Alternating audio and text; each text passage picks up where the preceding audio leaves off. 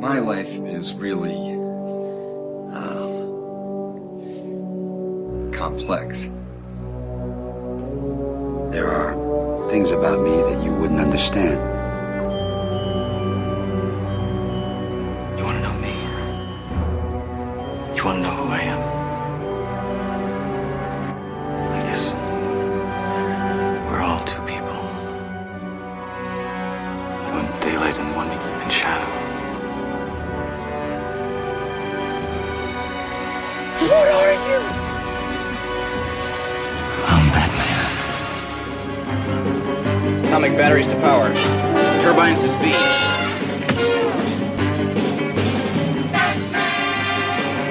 Welcome to Now Playing's Batman Movie Retrospective Series. Gentlemen, let's broaden our minds. Part of the Now Playing DC Comics movie series. Gives a feller a good feeling to know they're up there doing their job. With our all-star hosts, Jakob the Dark Knight. You're just too much fun. Stuart the Boy Reviewer. You wanted me. Here I am. And the Clown Prince of Podcasting, Arnie. And I thought my jokes were bad. Each week at NowPlayingPodcast.com, we'll be watching another Batman film, ending with a weekend of release review of Christopher Nolan's The Dark Knight Rises. Now, the real game begins.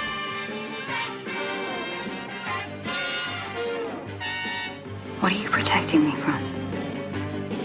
Have you ever danced with a spoiler in the pale moonlight? This podcast will contain detailed plot spoilers and mild language. What do you suppose something like this does to a kid? Listener discretion is advised. Enough monkey business. We've got work to do. Monkey work. And here we go. Today we're discussing The Dark Knight, starring Christian Bale, Michael Caine, Heath Ledger, Gary Oldman, Aaron Eckhart, Maggie Gyllenhaal, and Morgan Freeman, directed by Christopher Nolan. I'm Arnie, co-host of Now Playing, and do you know how I got these scars? Yeah, from the podcast last week. You didn't recommend it! The lashing of the listeners that have been given to me has left me with these scars. Oh, I can believe it. I'm not going to say you don't deserve it, but hey, we all go through it. God knows we all have opinions that go contrary with the masses. I should know. I'm Stuart in LA. This podcast deserves a better class of hosts, but you're stuck with me. This is Jakob. And we are here discussing The Dark Knight, first superhero movie I can think of to not have the hero name in the title. Right. This announces if what we suspected last time that they were going back to some of those big comics that you guys reviewed over at Books and Nachos. This confirmed it by saying that it's Dark Knight. This is like Dark Knight Returns. I mean, I haven't read it, but I've listened to your shows on it, and I do feel like maybe they didn't literally adapt that, but that's what they're going for in this new version here. Forget all of the Batmans that you saw before. We're finally getting to comic book Batman on the screen. And what's funny is I took it to go way back to our Batman 89 conversation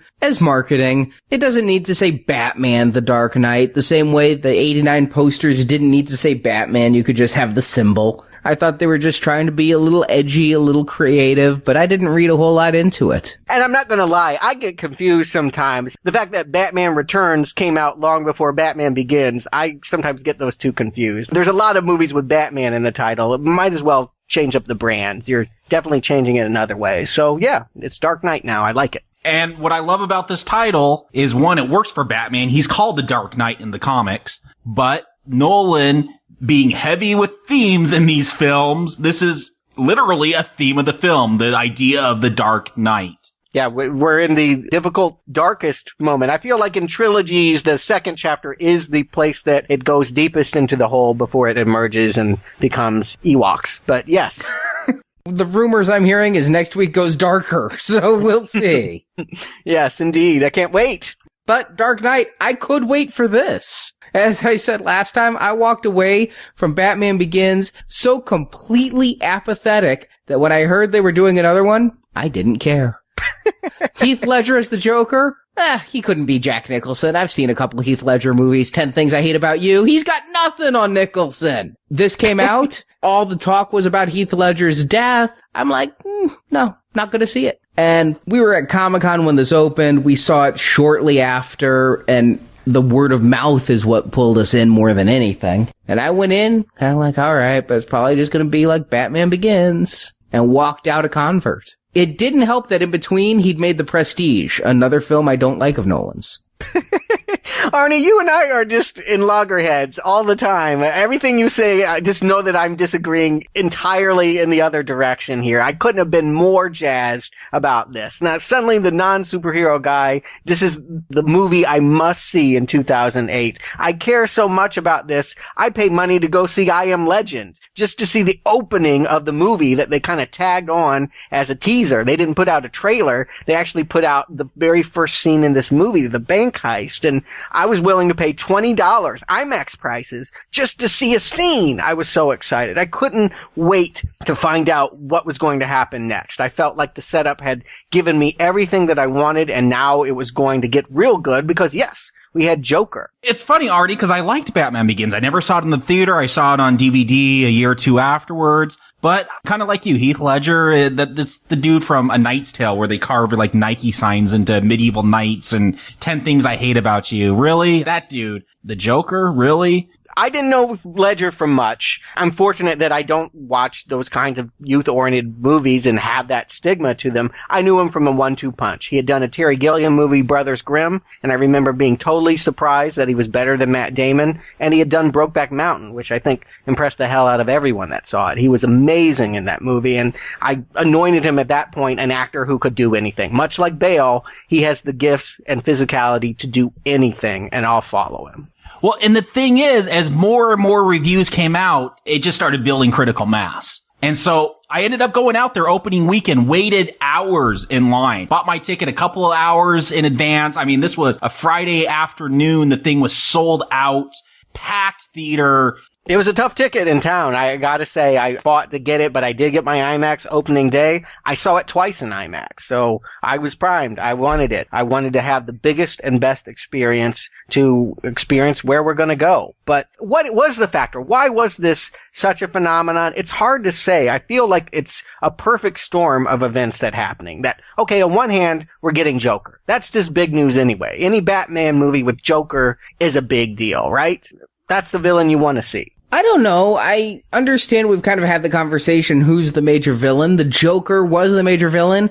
Before going in, it had a been there, done that quality to me. It felt like we'd seen the Joker already. It felt like a redo. Okay, but had we had this kind of amazing Crow-like spin where suddenly the actor that gives the performance dies, lives to complete, but never lives to see the end result. The fact that he's playing like this zombie-looking clown, doesn't that just create a myth instantly? Doesn't that make it legendary that Heath Ledger is this Joker and that he's died? I think that's overplayed. It didn't make The Crow $500 million. There might have been a little bit of a curiosity factor, but that doesn't make a movie as much as this movie made just because one of the lead actors died. I disagree. I think it helps tremendously because of the publicity, all that free publicity. This is Batman. You said they don't even have to put the name in the title to sell it. Now you're saying it needs publicity? But keep in perspective, this Batman is bigger than any Batman movie by double. It is bigger than Batman at this point. Batman was always a hit. This is a phenomenon. Yeah, you don't need to put Batman's name in the title to get to your core audience, but to get to all the audience, to get Marjorie, who does not like Batman at all, and who really hated Batman Begins, to be the one dragging me to the theater for this. To get my mother and her nursing friends excited about it. You know, like, ooh, you know, like, Mom, you don't even know who Heath Ledger is, and now you can't wait to see him as the Joker. That's so foreign to me, but I'll take your guys' word for it. Yeah, it just really created a critical mass that is beyond what a normal film does. This film, as I mentioned last podcast, I've already reviewed it once. We know what I think, but as good as it is, to get the money it got and the accolades it got, a superhero film to be given an acting Academy Award, there's something more than just a good movie here. Yeah, and you know what? It helps that this movie looked good. I mean, you know, that was the thing. The advertising, the marketing campaign, the genius of releasing a whole scene in IMAX. I remember people watching that scene, the bank robbery, and after it was over, people got up and left. That was what they were there. They had paid $20 just to sit there and experience it. They were excited about that. I mean, I feel like every time you saw a clip of the movie, it was something you wanted to see. And to know that this is the final performance of somebody that's doing the iconic Batman villain. You talk about escalation. I don't know how The Dark Knight Rises is going to be able to match the level of hype and anticipation that this movie achieved. I mean, it peaked here. It's an uphill battle to get people as care as much about the movie next week as they did at the time in 2008. It was an election year. The fact that this movie kind of plays into the themes of the time and people were so keyed up about that election, I feel like there were numerous factors that made this not just a hit, but a mega phenomenon.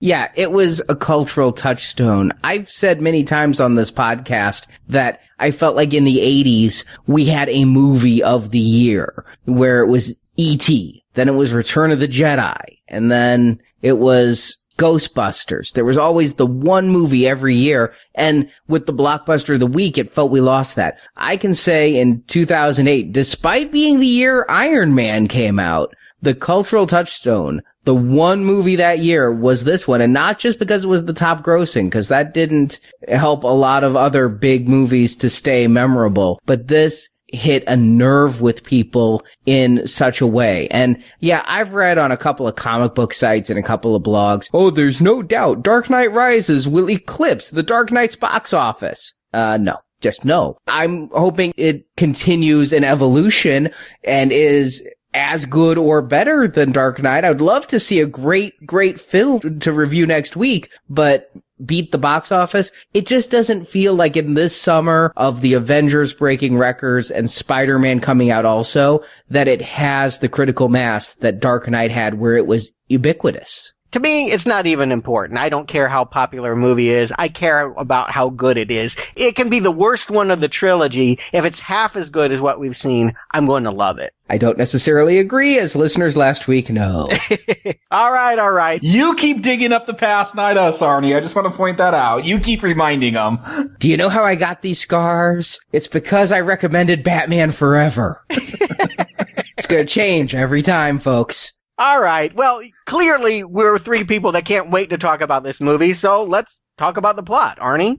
9 months have passed since the events in Batman Begins, and things are improving in Gotham. Lieutenant Gordon is head of a major crimes unit cracking down on the mob, and new DA Harvey Dent is waging a one-man war on organized crime. All of this progress is inspired by Batman standing up to the criminals. But a new element is introduced in the form of the Joker, a crazy criminal who wears clown makeup like war paint. He first steals $68 million from the mob just to kind of prove he can, then goes to the organized mobs and says he can fix their problem. He can kill Batman in exchange for half of all of their wealth. A bloody, crazy war begins between the Joker and those who enforce the law in Gotham. A judge is killed, as is the police commissioner, so to lure out Joker, Dent, Batman, and Gordon fake Gordon's death. Joker is captured, but it was all part of his plan. While in jail, Joker's men kidnap Dent and Rachel Dawes, Dent's fiancée and Bruce's childhood sweetheart, and Batman is forced to choose. Rachel dies, while Dent is saved, though the skin on half his face is burned away in the explosion. Joker continues to escalate, threatening to tear the island of Gotham apart, and while the people evacuate, he loads 2 transport ferries with explosives and gives each boat the detonator for the other.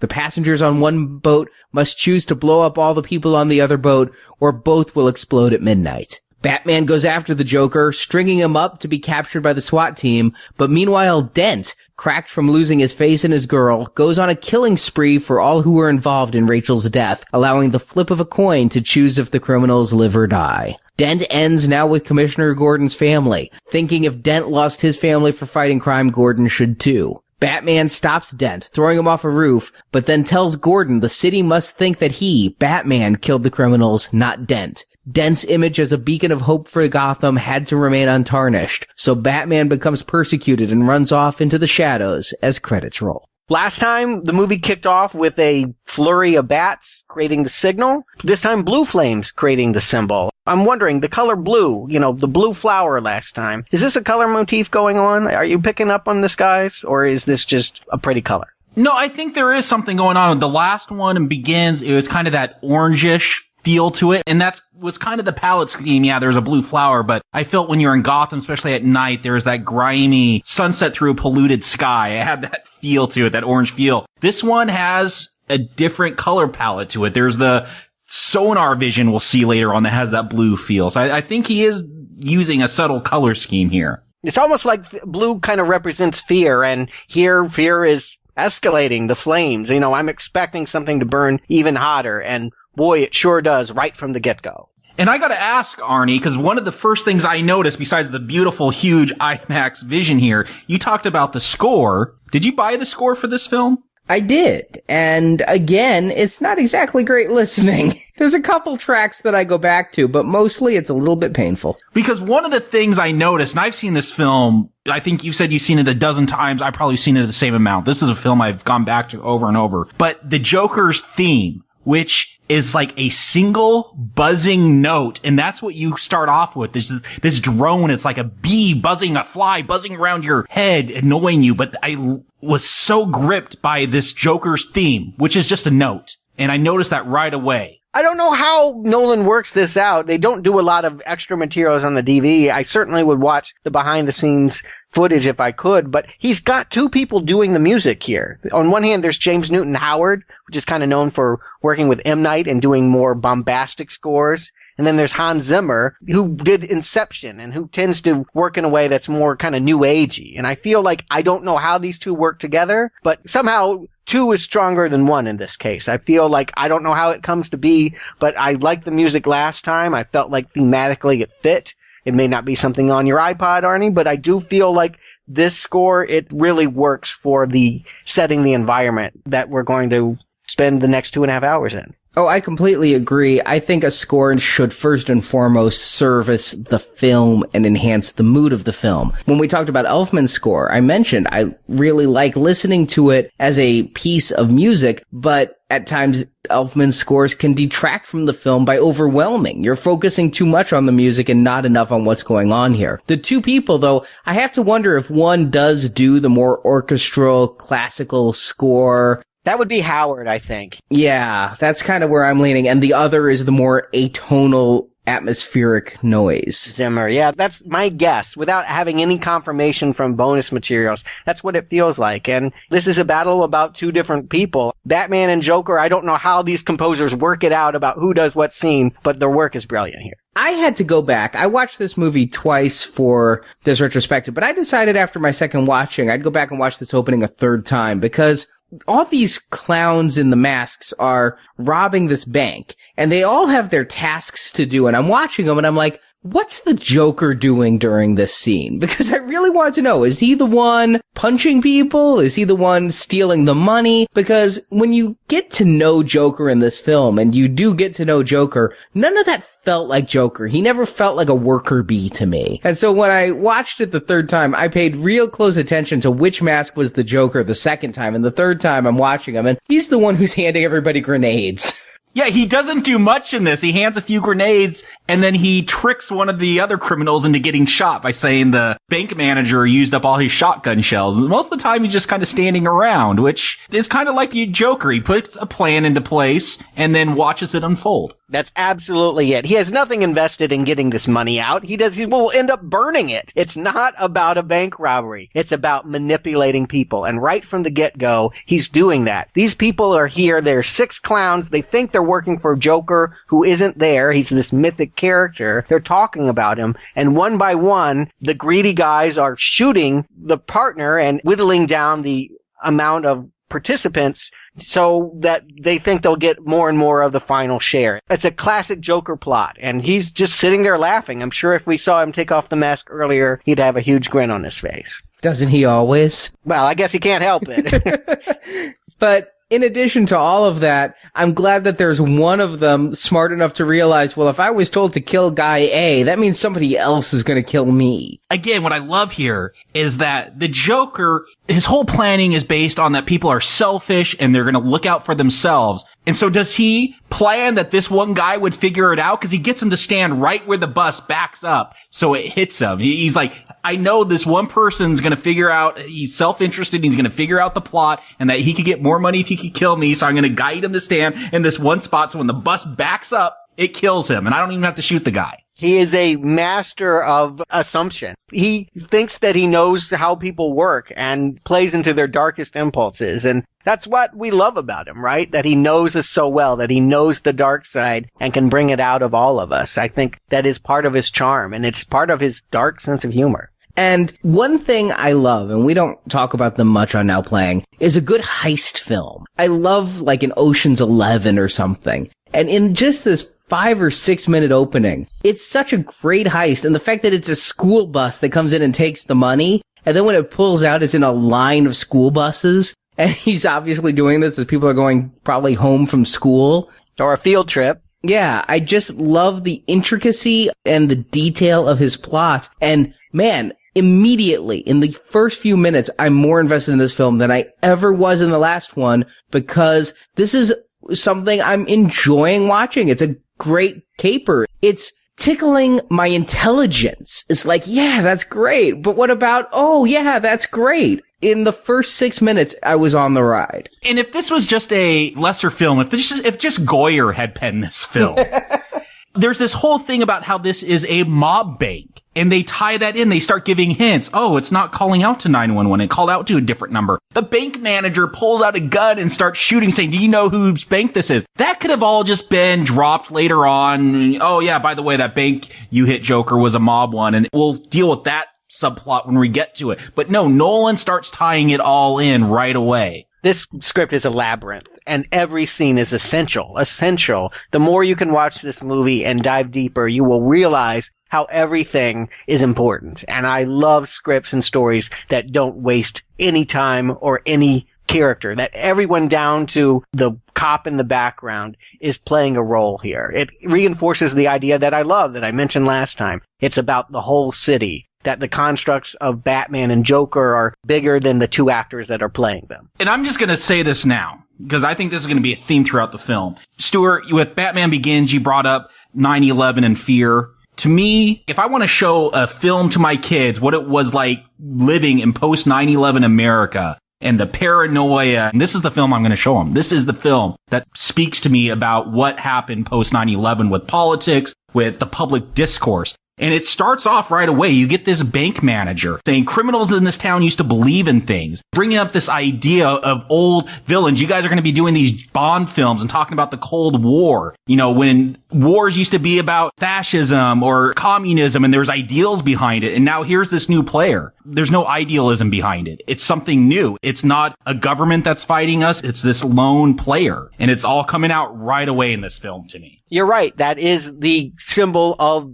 Al-Qaeda. That is what a terrorist cell means. It's something that can't be controlled or negotiated with because it's smaller than a country. It has no borders. You're absolutely right. They're starting the metaphors early, and I'll go ahead and say it. They're doing it better. I didn't think that the last movie had misstepped in the way that it represented 9/11, but this one, the ideas are cleaner, stronger. I might have to retract what I said about Batman Begins being as good as Dark Knight. This movie, right out of the gate, there's no moment where I'm not exhilarated. Well, I think that the last one, again, I said it then, tried some broad strokes at some post 9/11 things, but here, this isn't 9/11. This is strictly War on Terror, 2004 to 2008 era, second term George Bush Cheney type stuff. While they're discussing some of the broad strokes there too, I do feel like here, the metaphors are more well thought out, better implemented, and done so in a way that isn't preachy. It still creates a good superhero film, as well as just a good film overall, while at the same time being that time capsule that you're talking about, Jacob. Well, you guys finally get the redemption that you wanted with Scarecrow. The next scene, if we've seen what Joker can do, we see what Batman can do. He can finally grab Scarecrow. I love that Scarecrow's like a 2-bit drug dealer at this point, and like the mob's pissed at him because he's like, dude, your drugs are the worst drugs ever. No one wants to take them again. I just was happy to see Cillian Murphy back. It felt to me almost like a make good. Like maybe something was left on the editing room floor last time and it just killed the pacing, but they're like, we need to tie up that loose end. But it's great to see him here. I wish he had a bigger part. Still love the actor. And he may. Who's to say he won't be back next week? IMDb. Okay, maybe. I'm open to the idea that we're expanding the borders. Any of these characters we see at the beginning could come back in the third movie. That really, all bets are off. I would love it if he did, just because I love his character. He was one of the bright points of the last movie for me as far as characters go. I loved seeing him here. He's hysterical. I don't need help. Not my diagnosis. Love it.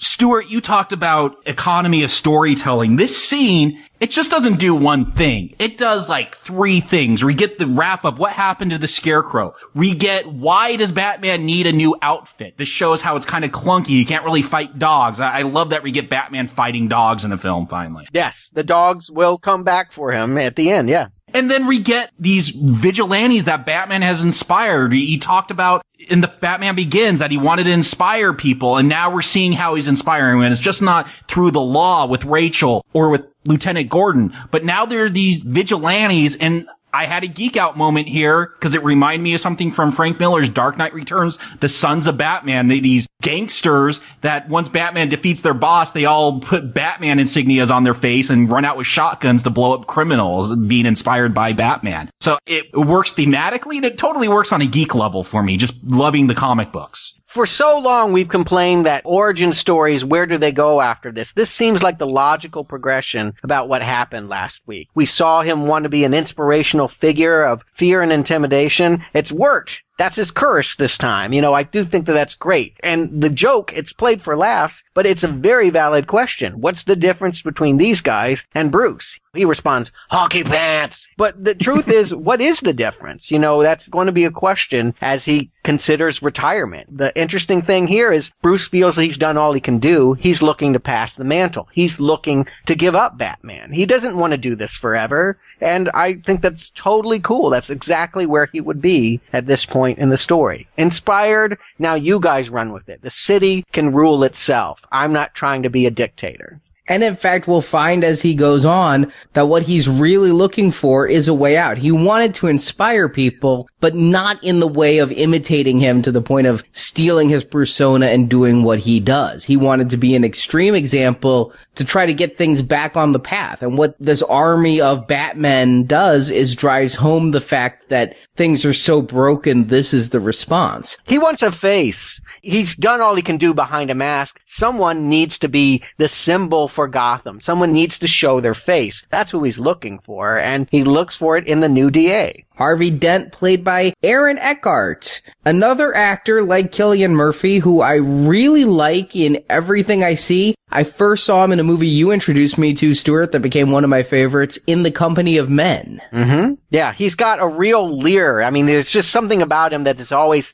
been caustic. Like, you just don't trust him. He's kind of handsome, but you feel like with that chin and that jawline, he could just tear you apart. I mean, he's fearful. I'm intimidated by him, and I think he is a great match. If he's the pawn caught between Joker and Batman, well, he's got a little bit of Ledger in him. He's got a little bit of Bale in him. It's perfect casting here. I totally go with the idea of him both as a figure of inspiration and a future figure of fear. Yeah, I wasn't familiar with Aaron Eckhart's work. The only other film I saw him in was Paycheck. Oof. That really confused me because that was not Harvey Dent on that screen. Eckhart blows me away. Just about everyone blows me away in this film with their acting, but so many strong performances, and he's just another one in this film, another great performance. Because of In the Company of Men, I will never see him not as a creepy presence. He will always have that really, really dark, sadistic side to him in my mind.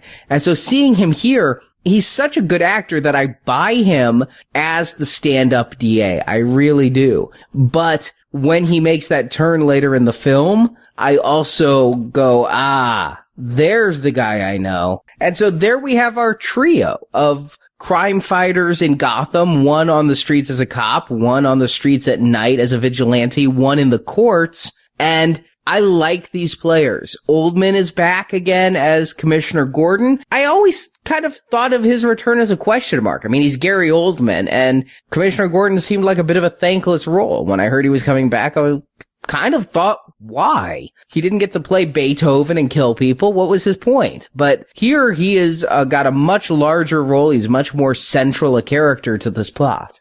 I think one of Nolan's strengths is that he's doing these Batman films that, for me at least, because I also consider Batman Begins good, even when Batman's not on the screen, I'm engaged. Like when Bruce Wayne is over in Asia training, I'm engaged. Here, when we're getting like internal affairs and the police department, Dent and Gordon bickering back and forth about who's more corrupt, I forget that I'm watching a superhero movie and I'm just watching a crime drama right now. And I'm just as engaged. That's absolutely right. I mean, I watched the HBO series The Wire, and that has like 40 different people and all this moral ambiguity. That's how this movie feels paced and cut. And every scene, I'm delighted to see whoever's going to walk into it. It doesn't matter. And to my point, I said it last time, I feel it's even more true now. Batman is a construct. They are building a myth. They are building a legend. No one is Batman, per se. Yes, Bruce is the guy that puts on the armor and goes out there and does the fist fighting, but he could not be Batman without Gordon, without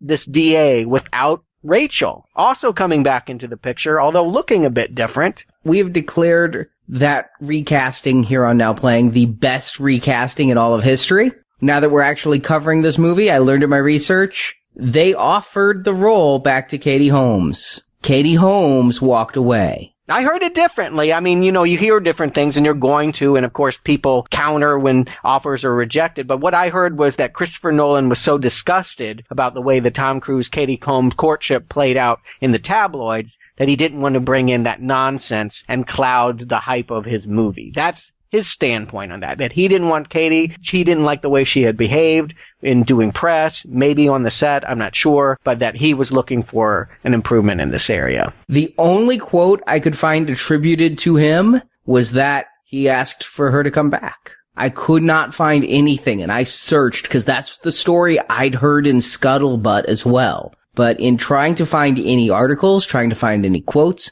can't find that. I can find that she was offered to come back. And it is suspect that she chose to do Mad Money with Queen Latifah instead.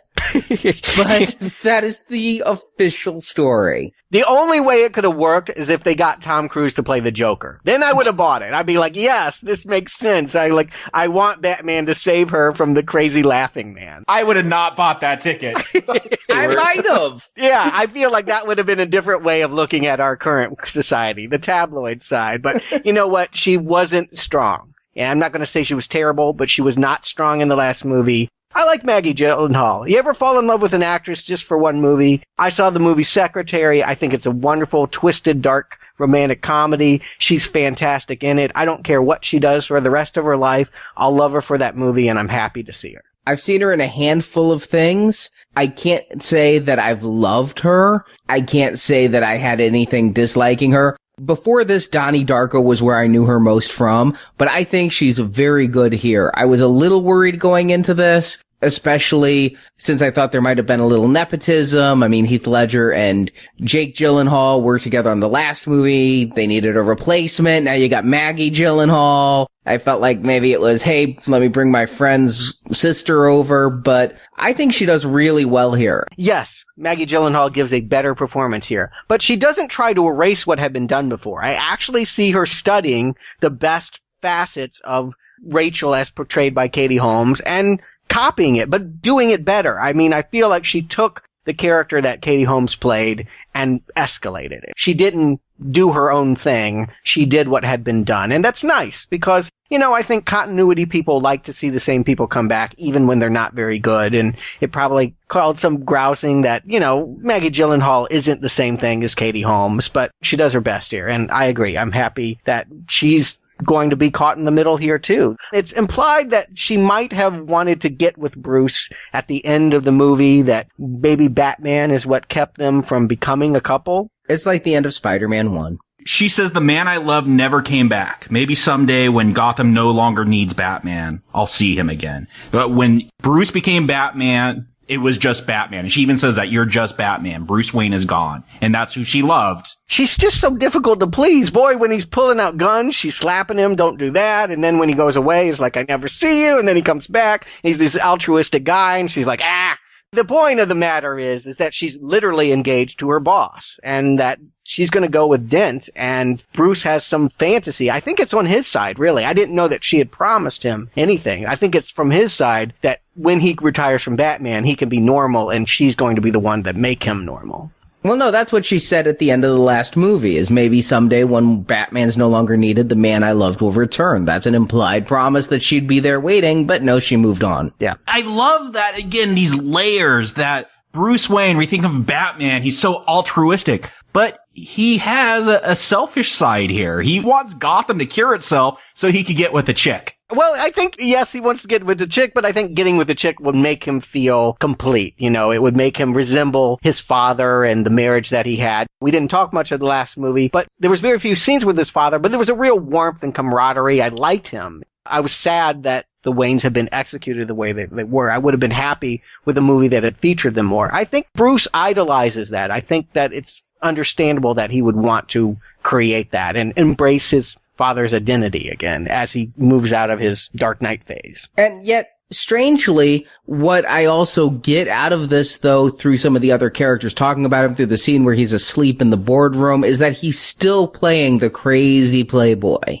And that he's still seen as that reckless thing in order to hide his nocturnal missions. That's how Bruce Wayne has always been played, that he puts on this act, he runs around with the girl, and the interesting thing is, in the comics, he does hook up once in a while. He has a kid. This is like this weird asexual Batman that puts on this act to run around with the girls, but he's like so dedicated to this war on crime. Does he ever kiss a girl in these films? Like every other Batman film, he hooks up with a chick, he gets the kiss. Not here, not with Nolan's Batman. No, he's using this ballerina as a front, and at the end of the day, it's just a kind of byproduct that he gets to ruin a date with Dent and Rachel because they're going to see the ballet, and he's closed the show so that he can have this cover that he's going to be on a boat with all the ballerinas when in fact, you're right. He is just thinking about how he can be Batman next, and his tack here is interesting. You mentioned the bank and that it was proved to be dirty, that the money that was found there had actually been paid out by cops for drugs, and the proof that it was in the vaults is that this was a mob bank. And now Batman needs to go after the economics. Again, Arnie, you had a problem last time with Rutger Hauer. I love the fact that they can get into issues like the economics here. How does a mob fund itself? Where do they put their money? This is sort of the way that this first act plays out. I love it. But here's where I want to start my comparisons to the last movie. The last movie had that economic there, and I couldn't figure out why. You said it was to ground it and to be adult and to add this realism. And there was so much going on last movie, but the whole movie, it felt like boxes were being checked off for the sake of explaining things away and creating that realism. Here, all of it is in service to the narrative. What we have here isn't just good filmmaking, which I felt we had last time. Here we have not good, great storytelling. Like, such a tight script that nothing is extraneous. The accountant brought in to investigate Lau's finances to see if it would be a good idea to have a joint venture. This contractor has his own whole subplot that when the whole thing ends, ties neatly into the main narrative. This is where it's clicking for me on every cylinder that the last movie didn't, is because it's a coherent, cohesive story all about people, whereas the last one felt to me more about things and a jumble of ideas that didn't tie together. I'll give you this, Arnie, because it is done better here. I totally agree. And I think it's done so well here, it actually enhances Batman Begins. It shows Batman, I got to start moving the chess pieces. If I want to be able to spy on the mob, I got to have people in my own company that I trust that are running it so I could further spy on people. I mean, that's what he basically does here, is he pulls together this venture so he could just check out Lau to see what he's up to. And I love that it goes global. He goes to Lau's company and he has to get with Lucius. How do I get out of a plane? And then how do I get back in? And the sonar, just like a submarine. Love that. That was very good. Again, Morgan is great here. You know, he's really funny. I really wish that he could have a leading role where he is as charming as he is in these little bits. He doesn't need to be more in this movie, but I want more of him. There's just not enough Morgan. I just love him so much in this part. And he really does have fun when he goes to Hong Kong and he and Bruce get to team up against Lau. And I think what we see here is rendition, right? Lau's moved the money to Hong Kong. That's out of the jurisdiction of Batman and Gotham. Well, Batman's willing to break every law but the kill law, so he's going to leave Gotham and drag him back. I mentioned last time that I saw some of George Bush and Bruce Wayne. Come on, guys. You're starting to see it, right? These tactics are being called into question later, and they resemble that of the Bush administration. I really see Batman as kind of the American conscience. Which way are we going to go? Are we going to go with these more questionable tactics? We see Harvey Dent. He has the line. He calls it out early. You either die a hero or you live long enough to see yourself become the villain. And you think of Bush. He was this hold the country together after 9/11. And then you look at him 8 years later. And you look at Harvey Dent's tactics. On the outside, I'm going to keep the law. But he's got that double-sided coin so he could fake people out. And he's willing to use people to get around the law for him. I kind of see Batman as this middle ground. You know, are we going to go with the Joker who's just outright crazy? Are we going to go with this politician who says he's good, but he's got this darker side? Listen, I think the more you try to find direct real world analogs to this movie, the more it breaks down. And if that's what they were trying to do, Nolan and Goyer, then they're just not very good at it. The more you try to say Batman is this, Joker is that, this situation is like this, it doesn't work out because there's no ambiguity here. There's none of that. Is Lau perhaps innocent? If Batman was going after his parents' killer under the guise of it being a mob thing, that would be a totally different situation. Here, Batman goes to Hong Kong to get a criminal who is outside of extradition and outside of jurisdiction and brings him back.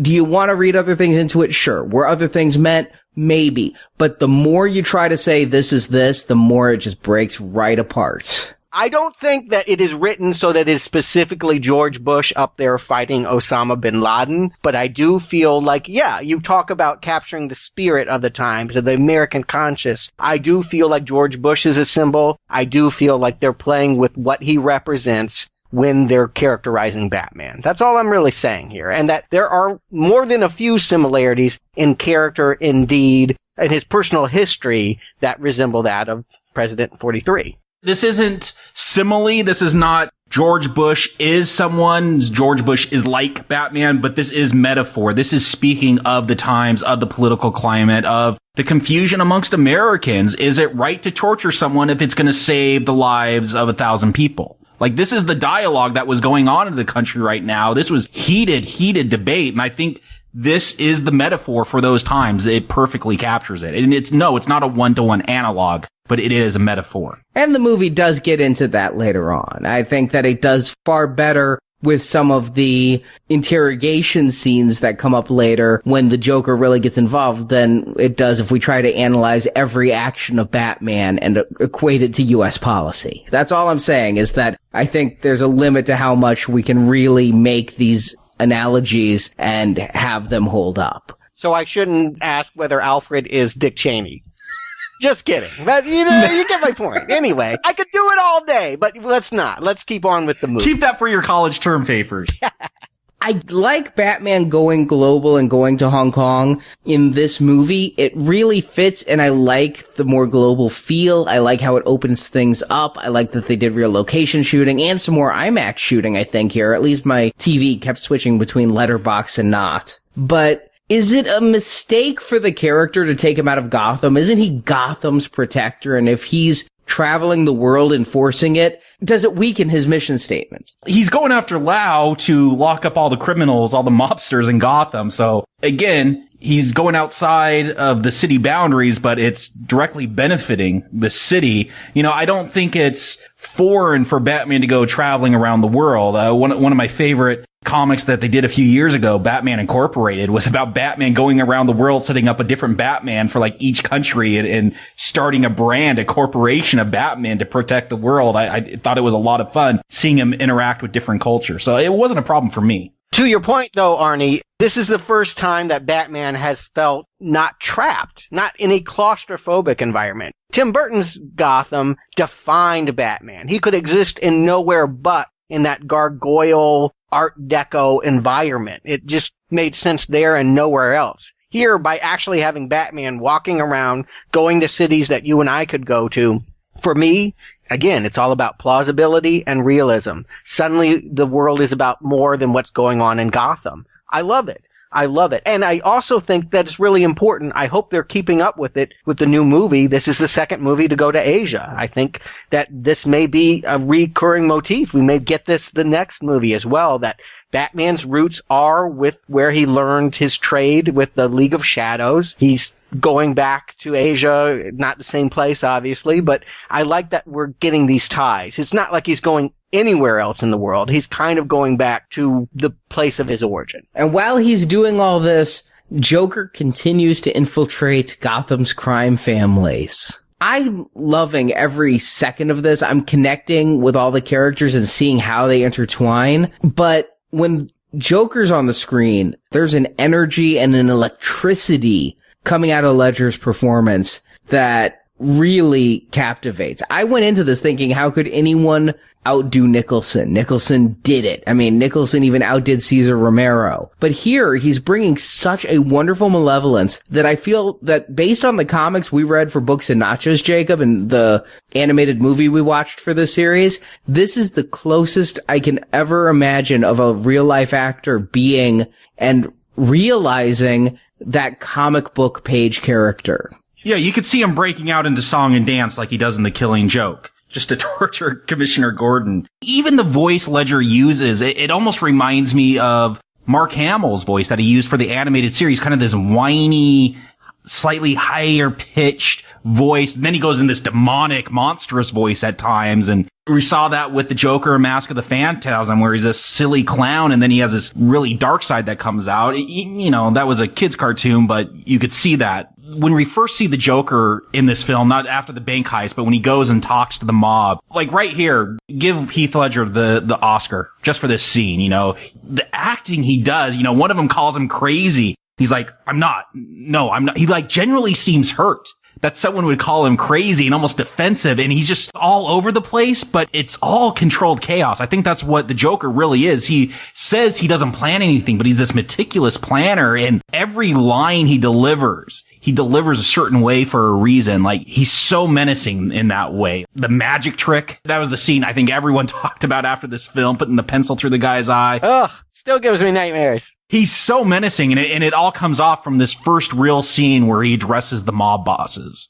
Here's the thing for me. If we're comparing Jokers that we've seen, cartoon Joker, it's a little hard to because it was a cartoon, but Jack Nicholson was never scary. That's the problem. He was big, he was wickedly amusing, he was eating up the scenery, he never instilled fear in me. And this movie is about intimidation. That's what the themes have been, about fear, controlling it, and how you use it. Heath Ledger is scary. He's the worst kind of scary because, yes, he's this paradox. On one hand, he is meticulous in his planning, but all his plans are for destroying order so that there is complete chaos and nothing goes according to plan. It's a frightening concept. It's the opposite of what a civilization and a city are trying to build. He is the destruction of modern society. He represents that, and that is scary. I feel like this fear factor is what really sells Ledger. On top of which, you're right, his unanticipated line deliveries, the electricity of the way he delivers lines, and let's just go ahead and compliment something that Ledger is not necessarily responsible for, but aids it immeasurably, the very goth chic way that he looks this time. He's not fat, and he's got the smeary makeup with the scars. I mean, it's a different look for Joker that makes him look more like a zombie or more like Living Dead. I feel like scary is what they're going for, and they achieve it. And scary in that more realistic kind of way. I mean, he's not fallen into a vat of toxic chemicals. He's got scars. He's wearing makeup. I always wondered why the Joker's face was white. Was it makeup? Whatever. And again, you want to go back to some of these real world analogs. I really was reminded of that Al-Qaeda video of the beheading of their captive when he starts killing the fake Batman. Sure. Yes. Here's the thing that I really like. As much as they've gone back and shown the origin of Batman, I love the fact that we get no origin for Joker. We don't know where he comes from. We don't know why he has the scars. He makes it up as it goes along. It couldn't possibly be all the reasons that he says. He comes out of nowhere, and that does feel like terrorist cell. Like all of a sudden there's this evil and we don't know where it came from. We don't know how to stop it. We don't know where it came from. I feel like, yeah, you're right. The metaphors we're trying to not make too direct, but it's inevitable. He does feel like the kind of terror that was striking America and the world at the time of the release of this movie. I'll agree, especially when we get into some of his plots. I remember the paranoia. You mentioned anything, and Al-Qaeda could come up with that idea and blow us up that way. I mean, after all, they did have a shoe bomber and an underwear bomber. Like, there is that paranoia that anything could be turned against us, and you feel that with the Joker. But what I also like, being the comic book fan, is that a lot of this is taken from the comic. When the Joker first shows up, way back in the 30s, 40s,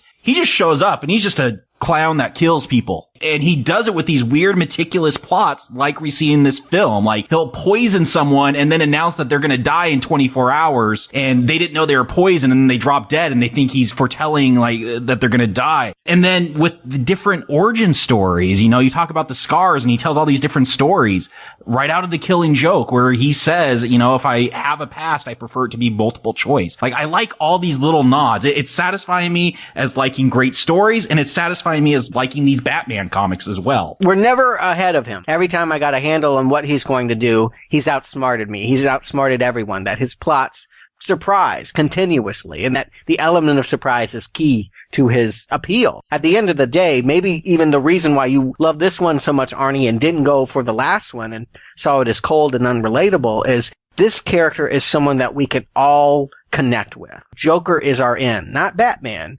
Joker is the character that we want to explore and that we really emotionally connect with here. Well, in a way, I'll agree with you, but actually, Joker's existence makes me connect with Bruce. And I'll explain why. In the last film, we watched Bruce do stuff. But what you just said, we're never a step ahead of the Joker. Neither is Bruce. Bruce may have a couple of tricks that we go, oh, that's what he's doing. Like when he does break into Laos and we find out what the sonar's being used for, or later on when we find out what the sonar's being used for. But primarily, we are in the same boat as Bruce, discovering what happens, and we want to know. We want Bruce to find out so we can find out. We want the next piece of that puzzle given to us.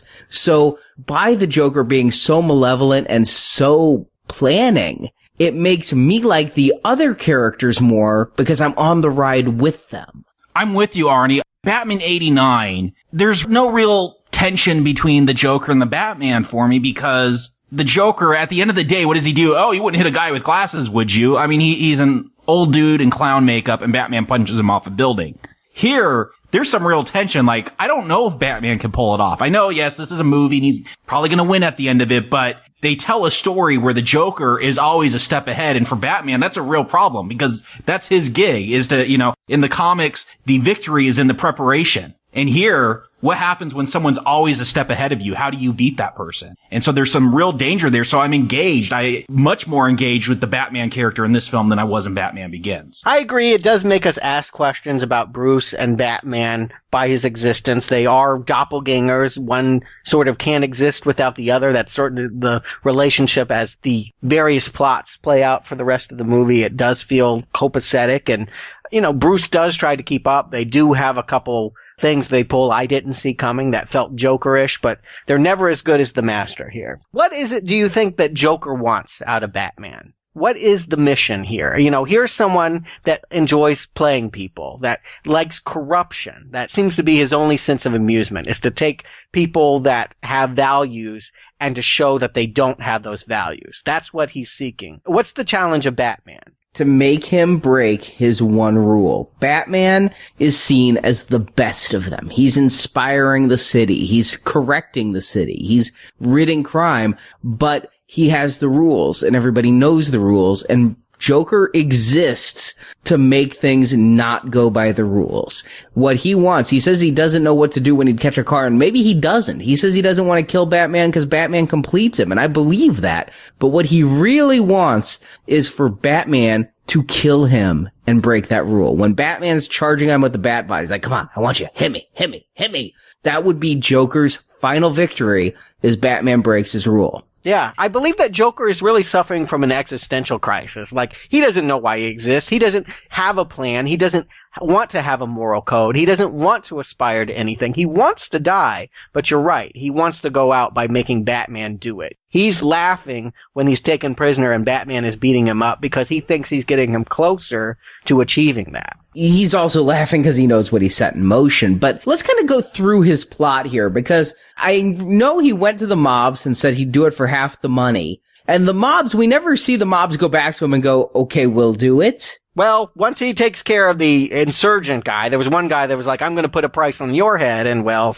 we saw how that turned out. But he starts this war not against Batman. He says he'll kill Batman, but he's really just trying to undermine the entire good legal people in Gotham to get Batman's goat. It all happens because Lau comes back and Dent does this massive publicity stunt of rounding up every mobster on a RICO charge. 549 mobsters arrested in one day. And because of that, that judge gets blown up and they take out the commissioner who was in the last movie. Commissioner Loeb, name of the commissioner from Batman Year One. I want to give Goyer credit where credit's due, reading those comics, put these little things in there for me. But this is all set up. You know, yes, he's not working for the mob. He doesn't really want their money. He does want chaos. I ask you, is his mission different than the League of Shadows? Is this the same kind of characterization as what Liam Neeson was playing in the last movie? I feel like the major difference for me is that Ra's al Ghul had an ideal, that society had to live up to something, and if it didn't, he would destroy it. Whereas here, Joker wants to destroy anything. It doesn't matter how society configures itself. He wants to tear down everything. He's anarchy. Yeah, but I feel like it's working better here, and it didn't work at all there, because there, it felt tacked on and expository. Here, we get to not hear it through words. We see it through actions. If we'd gone with Bruce and Ducard to actually purge a city, maybe that point would have been driven home, but we just have Liam Neeson spouting some dialogue. In this movie, we see the Joker's commitment to anarchy and his just genius intellect to pull it off. I think the Joker's motives are described in some of the best lines in the movie by Michael Caine as Alfred. You know, some men just want to watch the world burn. Yeah, and that entire story about, what was it, tiger hunting in Burma? Yeah, the jewel thief, and he's just giving jewels to kids. He never wanted them. He just wanted to cause problems. It's a little too on the nose. It's a rare misstep for the script to have him have this exact scenario to pull upon, but okay. He's worldly. He's a butler. I guess that makes no sense at all. All right. He is ex-military. It doesn't really come out. I don't think they ever say it, but they hint at it here. And in the comics, Alfred is ex-military. He has military training. How did he end up buttling? I'm telling you, it's called Cheney, vice president. But anyway. Who did Alfred accidentally shoot while hunting quail? I think that's a deleted scene. But you're right. I think you really hit on it. This is a far superior movie to Batman Begins. I didn't think it was possible, but this feat is kind of like when they talk about Godfather, Best Picture, give it all the Oscars. Godfather 2. Oh my God, why did we give the awards to Godfather? This is the movie. It's so rare that you have an awesome movie, and I do feel like Batman Begins is still an awesome movie. And then they go and make something doubly awesome. I can't believe how great this movie is. And you're right. It's because what was all talk last time, theoretical, intellectual ideas are put into motion with all of these pranks. The Joker pranks allow them to talk about the ideas in a way that's really thrilling and scary and exciting. And make no mistake, the key there is exciting. Things are happening that are, again, plot driven, that invest a viewer into this movie in ways that didn't work for the last one. I almost wonder, when I'd watched it on the very first time, if it might not have been a weak not recommend for Batman Begins, but in the shadow of this movie, it just looks that much worse and more inept to me. And only you.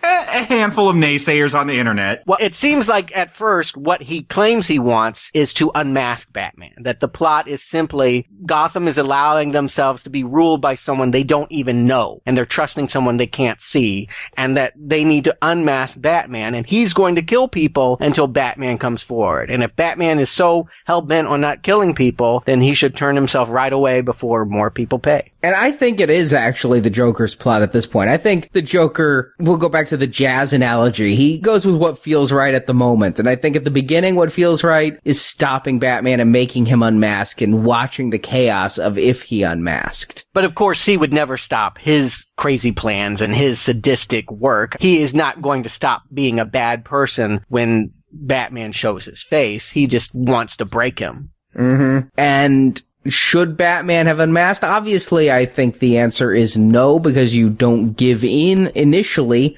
But as people start to die, it does become more gray. You can't negotiate with terrorists, or at least that was the philosophy of the time. It's still the philosophy. That was Reagan. That wasn't Bush. Yeah, I agree. That's an evergreen. That's an eternal one. But you also see, as the real-life war went on longer and more American soldiers died, people started turning against the war on terrorism. Hey, we need to pull out. We need to pull out. And that's what you see here is, cool, we got a Batman to fight crime, and he's doing everything great. Uh-oh. Now regular citizens are dying. We don't like Batman as much. We need to give in, maybe. But no regular citizens died. Not one regular citizen was killed by the Joker. It was the troops. It was the judge. It was the commissioner. It was cops and robbers. It wasn't the people. It's an interesting ethical question no matter who the target is, and that is, how many people have to die before people turn on a war? You know, they can be supportive of Batman until people are dying, and how many people does it take before they are going to turn on their leader? I think that that is an eternal, unanswerable, but completely fascinating question about war. And living in this time of war, it was the question of the moment. When do we pull out? When do we say no more? Day one, it's just a guy hanging from a noose outside the mayor's office. Day two, it's two cops named Harvey and Dent that they find in the apartment. But then Joker really sets it up. The next one's going to be the mayor. Nestor Carbonell. This movie came out right at perhaps the peak of my Lost fandom.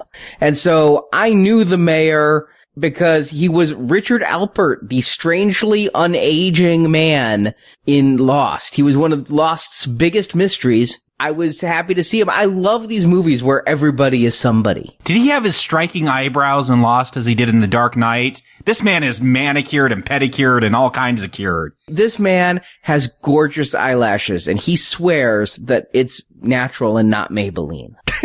Maybe he's born with it. I don't know. He's my people. He's Brazilian.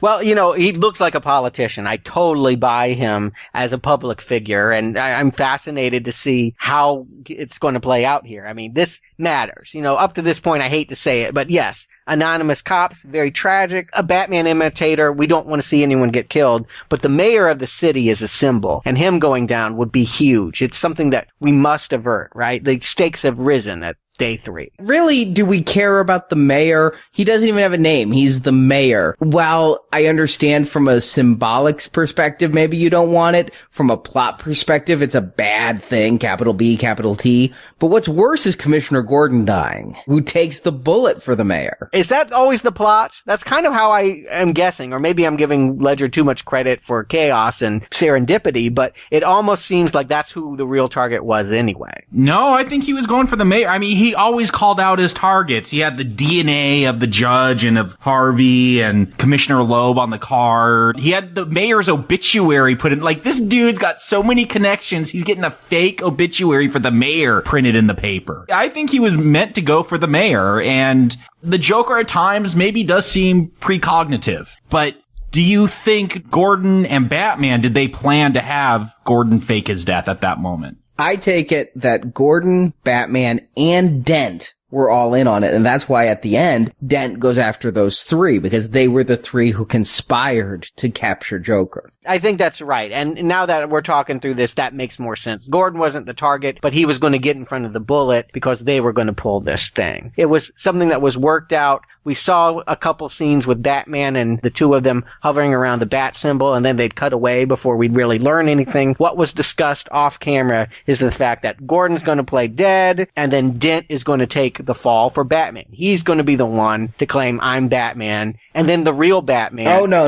I don't think so, because I don't think that was the case, because Bruce wouldn't burn his personal files if it was planned that Dent takes the fall. It was planned at that point that Bruce was going to come out. And Dent does that without telling Batman. I think Bruce and Gordon were in on it, because I don't think Dent knows about Gordon. He acts surprised when he shows up. No, he says, I told you I could play it close to the vest. Those are the first words when Gordon shows up.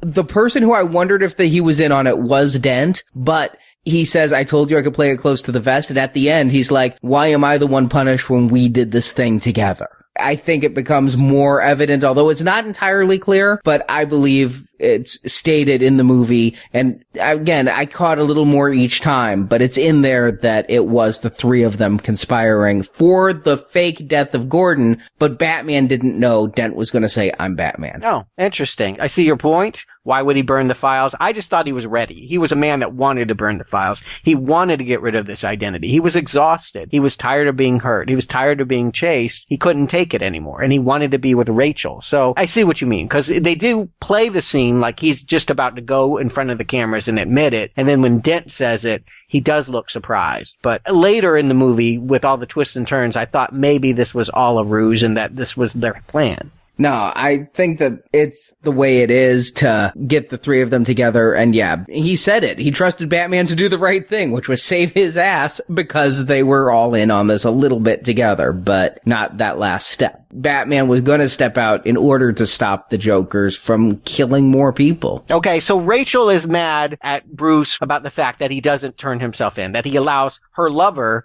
to turn himself in and claim a false identity as Batman. Bruce, he was ready to do it. He was going to do it. The reason why he didn't do it, I'm presuming, is that he recognizes that Dent is now a target.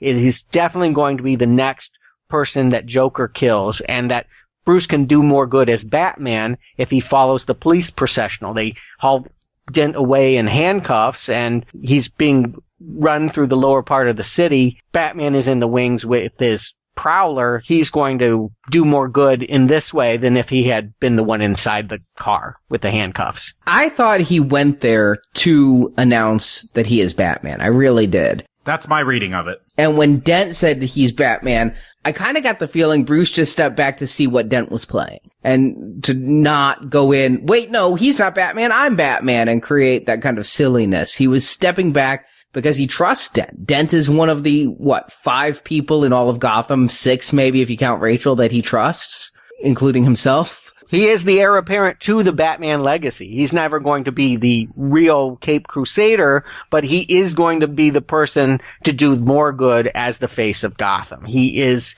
the son of Batman. And so, yeah, I agree. They're all in on this together. What they know in the moment, it's kind of hard to know. The movie cuts and moves so quickly. I hear what you guys are saying, but I definitely feel like he, at this point, recognizes that Dent's next. That, yes, he gets the message that Rachel is next, but he's not her bodyguard. He's following Dent as Batman. And that leads to what I swear to God would be the climax of any other superhero film. Isn't that the truth? This is enough. I mean, really, if they had stopped the movie after the semi overturning, we would all have been satisfied and wiped the sweat from our brow. It's so freaking exciting. And the last movie, none of the action had me going, even the stuff in the Chicago. But here, this is what I think of now every time I'm by Navy Pier. This is so it. And just this entire thing is so kinetic, and it just goes and goes and goes, but it's so rhythmic and well paced and amazing, and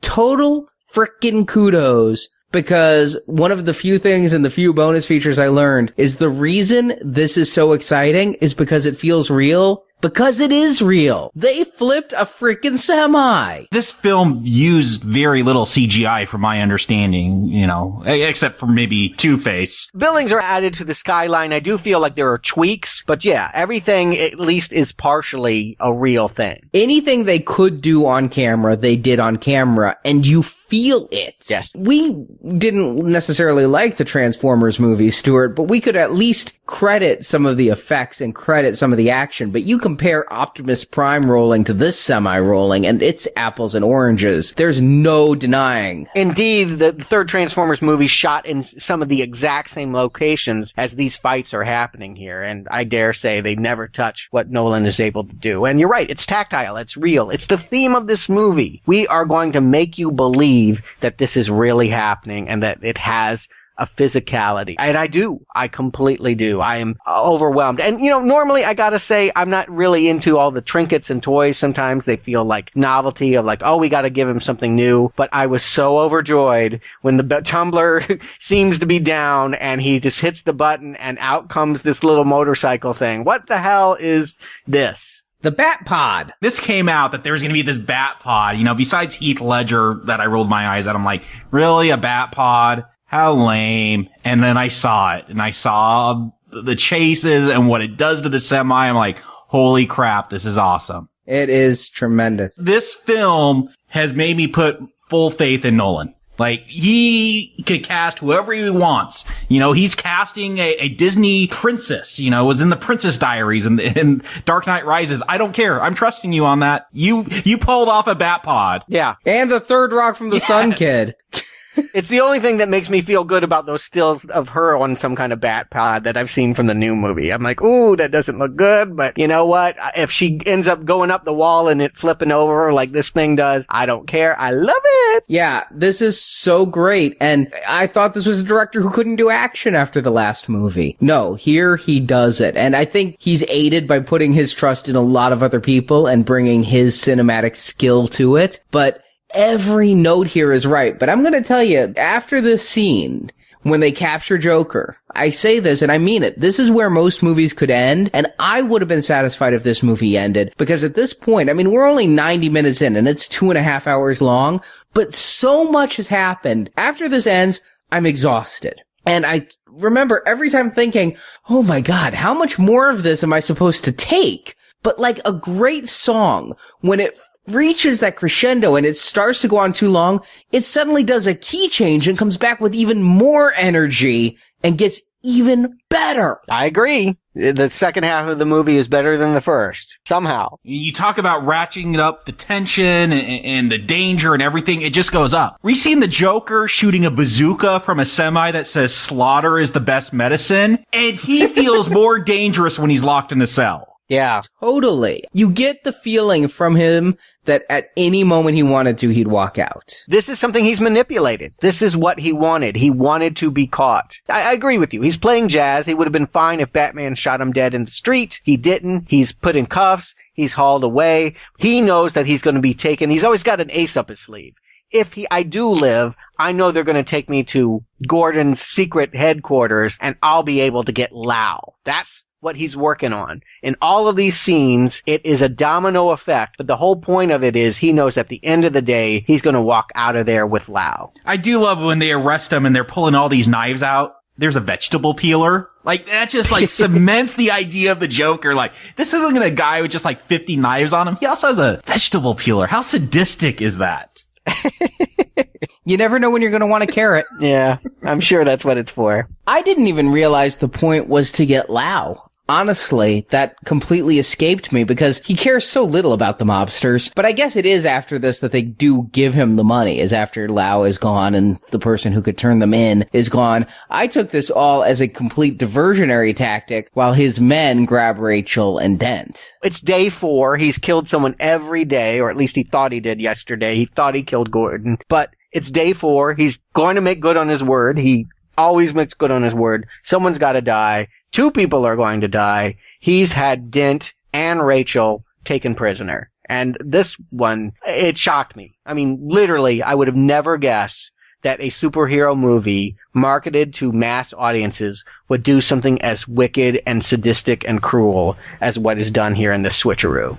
I completely agree. I mean, how many times have we seen it? Make your choice. You can save only one. Oops, I saved both. I expected him to save both. They wouldn't kill either, because Harvey Dent, well, he's gonna someday be Two-Face. I wasn't even sure going in that it was gonna be in this movie. But someday he was going to be Two-Face. And Rachel, well, you don't kill Rachel. That's just not what you do in this movie. When she died, my jaw was on the floor. I think everyone's was. I remember throughout this whole film when I saw it in the theater, opening weekend, packed theater, I mean, dead silent. And especially here, like, this does not happen in superhero movies. The damsel does not die. They always threaten it, though. You know, Vicky Vale was going to get this. Gwen Stacy is going to get this. They do try and always say, we're going to do that. We might do that. They want to walk the walk, but this movie talks the talk. And very briefly, I wished it was still Katie Holmes. And Dent doesn't escape unscathed, but I gotta ask you guys, this is my question. Joker gives 2 addresses where these 2 are. Batman has to choose one. Gordon's gonna go after the other.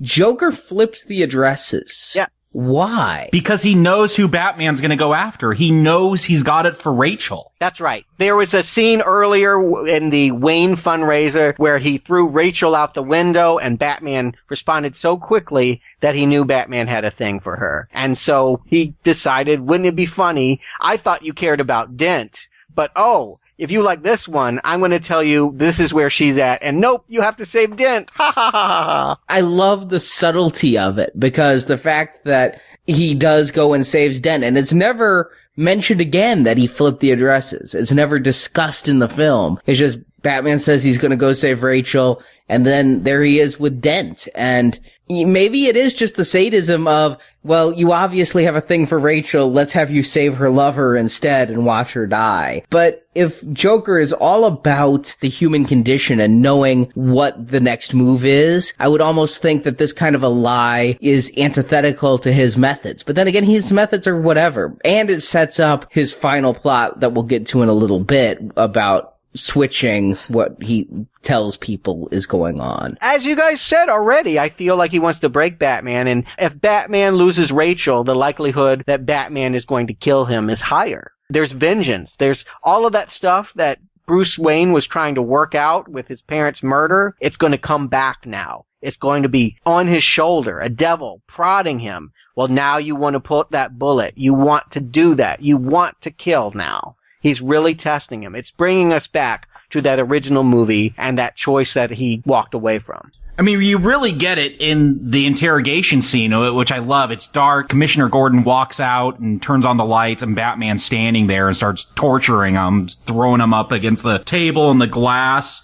And the Joker calls it out. Their morals, their code is a joke. When the chips are down, these civilized people will turn on each other. And Batman says, I have one rule. And he says, then that's the rule you'll have to break. I mean, wants him to break that rule. He wants civilization to crumble and to break the one rule or this facade that there's order, and escalating it, killing this woman he loves is a good way to try to get him to break that rule. And he wants to get out. I pointed out the whole goal really of all of this is to get out with Lau. He was going to kill someone anyway. That's what his promise is. That's something he just does every day. That's not a goal. That's just a habit.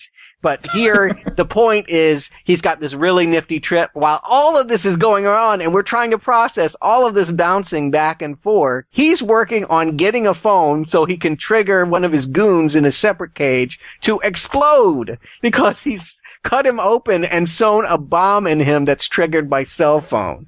Awesome. I'm telling you, this whole sequence is just one of the most kinetic, exciting exchanges I've ever seen. I dare say I feel like it has the kind of elation that I have when watching Hannibal Lecter break out of a cell. It just has that oomph. It's just tremendous. But for all his prognostication abilities, the Joker couldn't foresee what would happen to Dent. No. I agree with that. No, but he's also a jazz player. He's going to go with it. He's going to figure out what to do next based on that. I agree. I agree completely with that, but it's a happy accident. Yes. It's not intent. But going back to our books and nachos, Jacob, watching this movie this time, and again, I've seen it so often, but now I'm seeing it totally different. I'm seeing the Killing Joke and Harvey Dent's having one hell of a bad day. Oh yeah, this is so Killing Joke to me. I mean, it's on a grand scale. By the end of it, he's doing it with all of Gotham. But in a way, yeah, Harvey Dent, he's not as strong as Gordon. He loses here. And again, going back to this metaphor about the war and the politics at the time, you go on long enough, and they call it on this film, you live long enough, you become the villain, and you stop being the hero. And we need to see that with a character. We need to see that play out. I take that a totally different way. You don't become the villain by turning evil like Dent. You become the villain because people's perceptions change. Batman is the one who lives long enough to become the villain. He's the Caesar here. Well, they both do. Oh, no, I think it's Dent. He's always trying to bring about justice, but by the end, he's killing corrupt cops and mobsters. That's not justice. It's not the law. Look at his signature move. He always made judgments based on a coin flip, but we found out in the middle of the movie, it's always heads. It's always an idle threat. He's never really going to do it. It's always just a way of intimidating people. After the fire, half of that coin is burned, and that means something different. When he does the coin flips again, there are life and death stakes involved. We don't know what he's going to do until the coin lands, and I think that that's an exciting way to visualize the change and the corruption of the character. I think it applies to both of them.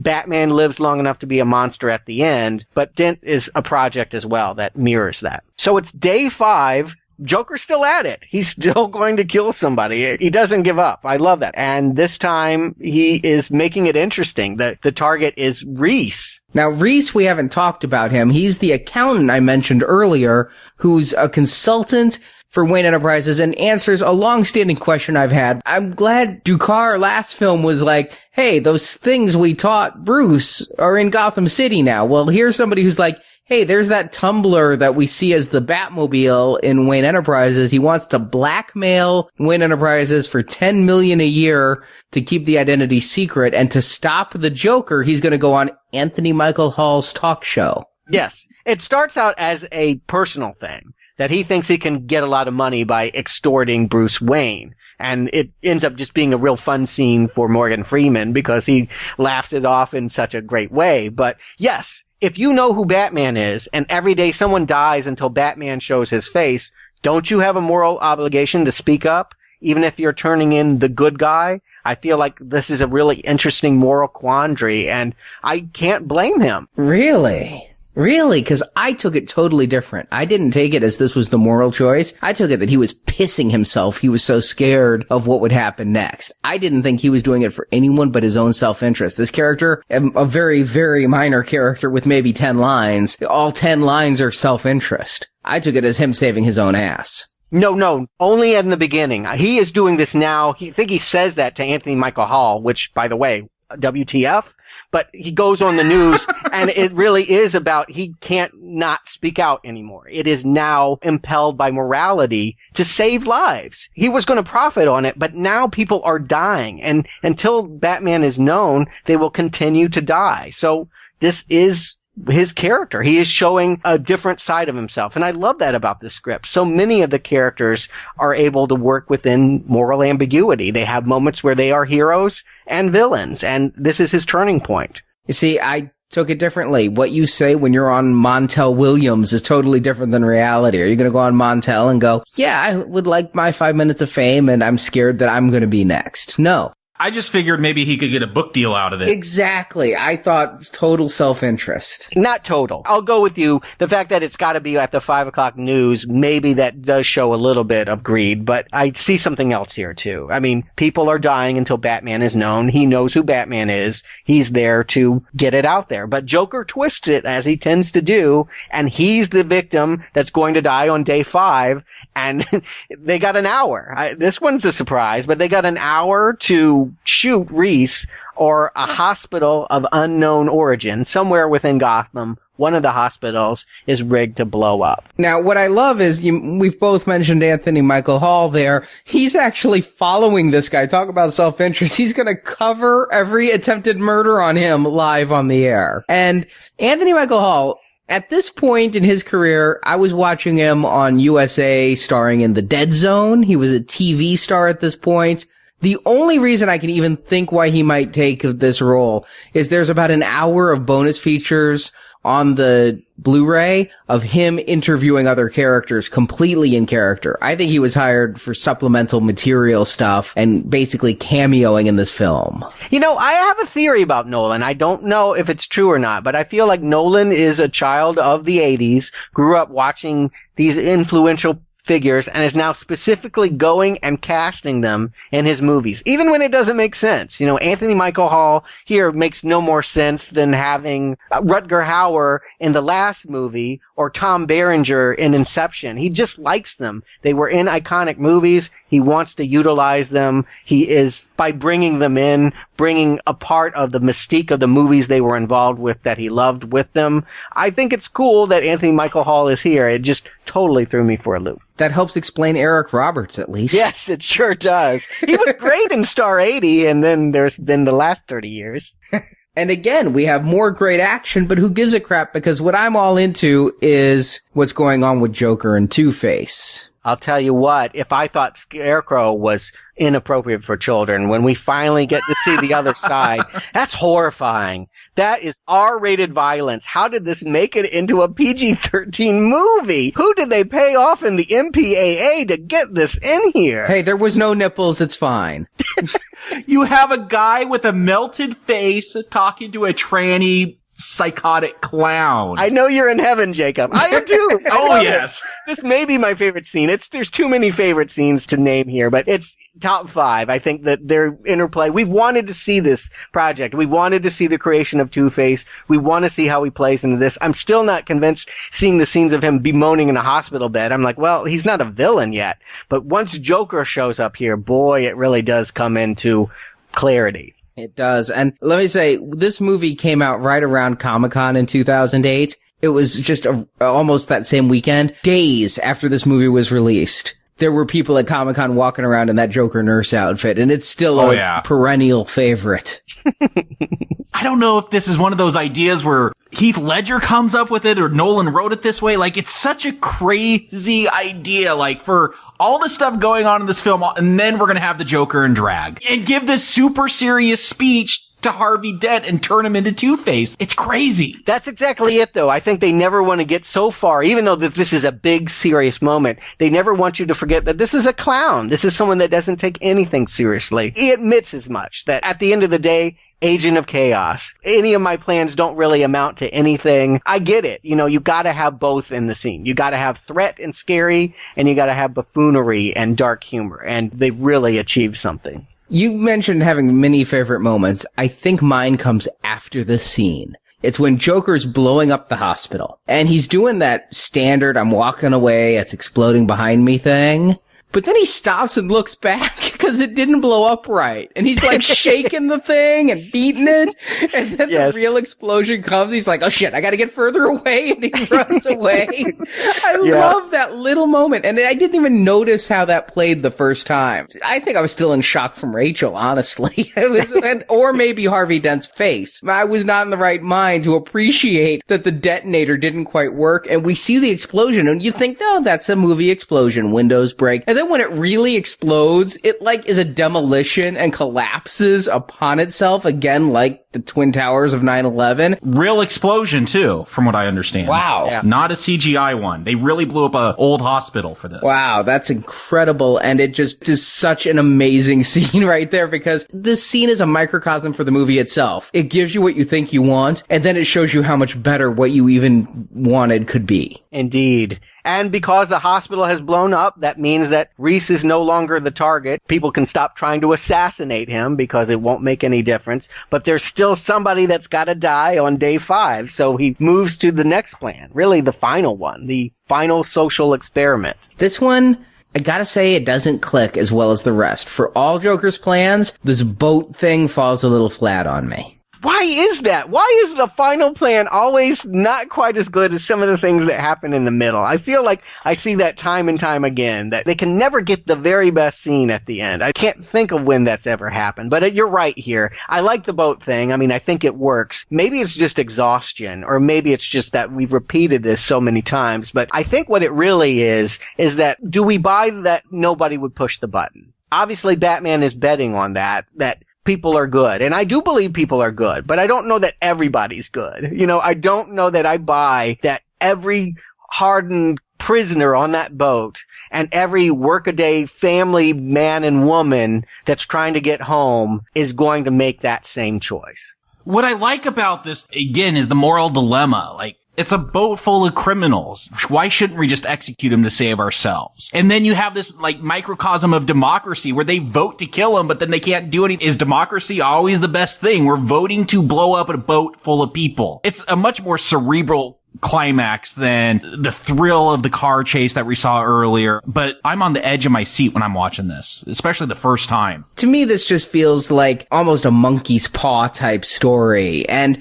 I think the reason it falls flat for me is because a boat full of people I don't know is less important than one person I do. And we spent this whole movie and we got to know a lot of people. And now we're being introduced to literally 2 boatloads more. And I just don't care about them. Them in danger after what happened to Rachel is a letdown. And while I can appreciate the question of is a boat of convicts and a boat of people all moral enough to not kill each other, even though knowing making the moral high ground is to end your own life, it's just not very satisfying because it's too far removed from the characters and the story we've been following. The Joker is watching this from a building far away, and so are we. And so the more time we spend on the boat, the less I care. And especially when the convict's like, give it to me and I'll do what should have been done, and throws it out a window, it felt a little trite. Well, that's what I mean. I don't know that I buy that everyone on that boat would make the quote-unquote right decision. I like the setup of it. It's an intellectual one. It's kind of getting back to the climax of the original movie. You know, the one that you guys didn't like. But yes, it's intellectualized. What happens if all these people are in danger?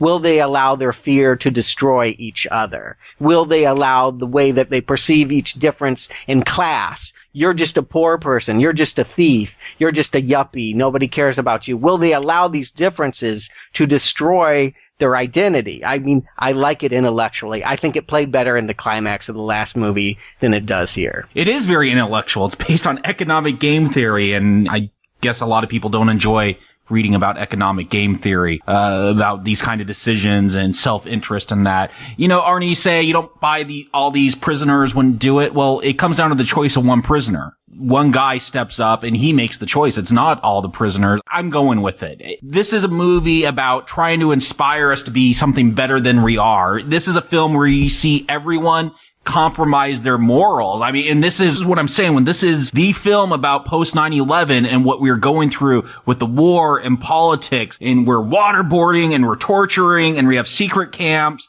and we're seeing our prisoners die, and it's not black and white. Everyone compromises in this film. Alfred, he has this letter from Rachel that he burns, saying that she would never marry Bruce, and he burns that. He lies to Bruce that he'll never be able to see it. We see Lucius Fox. He uses this huge surveillance system, which he says he's going to resign over, you know, tapping into everyone's phones. We're seeing everyone compromise here.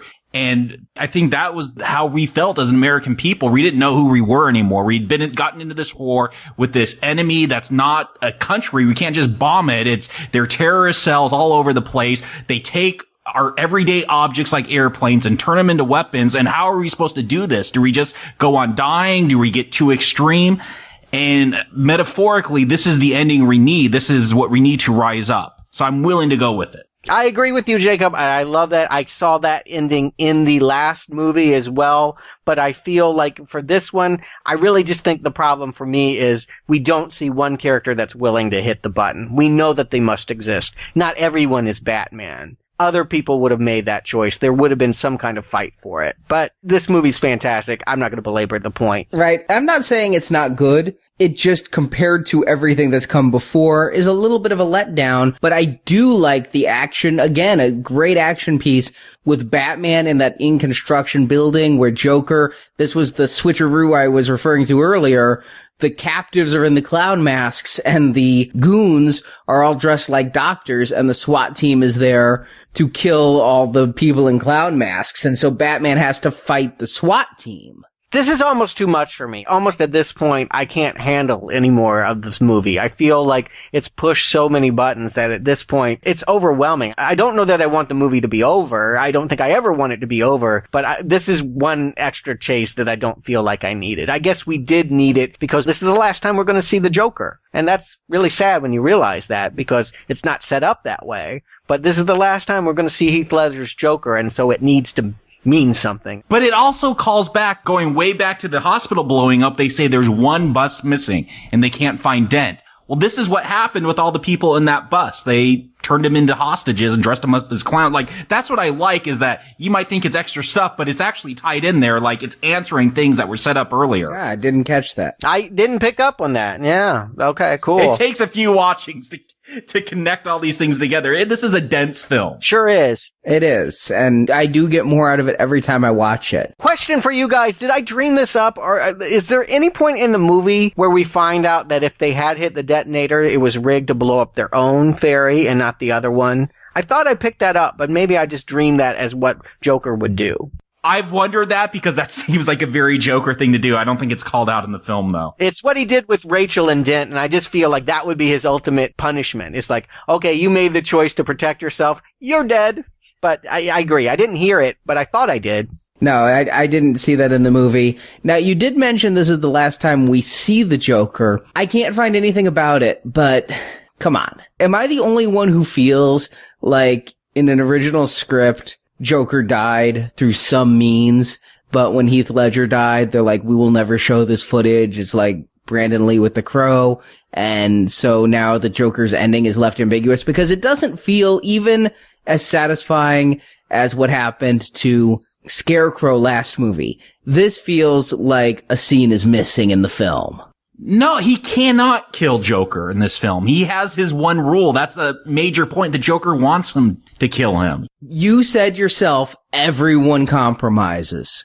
But I would agree with you because Batman does shoot the Batarang and yank him back up. But what about the SWAT team who comes in? Couldn't one of them have cut him and killed him? It loses its power, I think. I mean, this whole thing is set up. What do you do with this enemy that you got to take a moral standing against, but you don't want to just blow them with atom bombs? I mean, there's a lot of people that think we should just drop atom bombs on the Mideast and be done with it. And you can't do that. That's obviously not the right thing to do, but you can't let them go on with these terrorist cells killing. So I think this is the right way to take it, not have the SWAT come in and put a bullet between the eyes. I'm not asking who should have killed him, but I'm asking, does it feel like there's a scene missing? Here's what I will say to this. The way that this movie is set up, not in any other Batman movie I've seen, and the way that this movie's set up, Joker cannot die unless he dies by Batman's hands. And that they've got to make the choice of whether Batman's compromise will involve him breaking his last rule. I could see the movie's cynicism